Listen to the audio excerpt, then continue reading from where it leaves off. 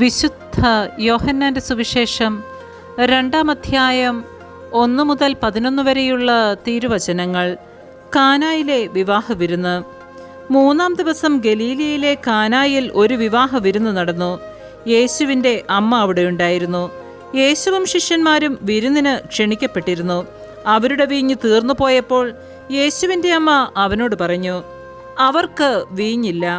യേശു അവളോട് പറഞ്ഞു, സ്ത്രീയെ, എനിക്കും നിനക്കുമെന്ത്? എൻ്റെ സമയം ഇനിയുമായിട്ടില്ല. അവൻ്റെ അമ്മ പരിചാരകരോട് പറഞ്ഞു, അവൻ നിങ്ങളോട് പറയുന്നത് ചെയ്യുവിൻ. യഹൂദരുടെ ശുദ്ധീകരണ കർമ്മത്തിനുള്ള വെള്ളം നിറയ്ക്കുന്ന 6 കൽഭരണികൾ അവിടെയുണ്ടായിരുന്നു. ഓരോന്നിലും 2-3 അളവ് കൊള്ളുമായിരുന്നു. ഭരണികളിൽ വെള്ളം നിറയ്ക്കുവിനെന്ന് യേശു അവരോട് കൽപ്പിച്ചു. അവർ അവയെല്ലാം വക്കോളം നിറച്ചു.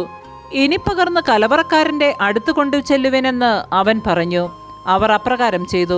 കലവറക്കാരൻ വീഞ്ഞായി മാറിയ ആ വെള്ളം രുചിച്ചു നോക്കി. അതെവിടെ നിന്നാണെന്ന് അവൻ അറിഞ്ഞില്ല. എന്നാൽ വെള്ളം കോരിയ പരിചാരകർ അറിഞ്ഞിരുന്നു.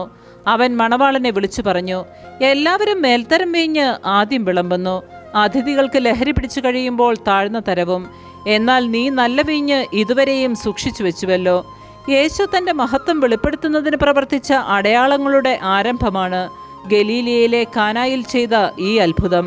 അവൻ്റെ ശിഷ്യന്മാർ അവനിൽ വിശ്വസിച്ചു. നമ്മുടെ കർത്താവായ മിശിഹായ്ക്ക് സ്തുതി.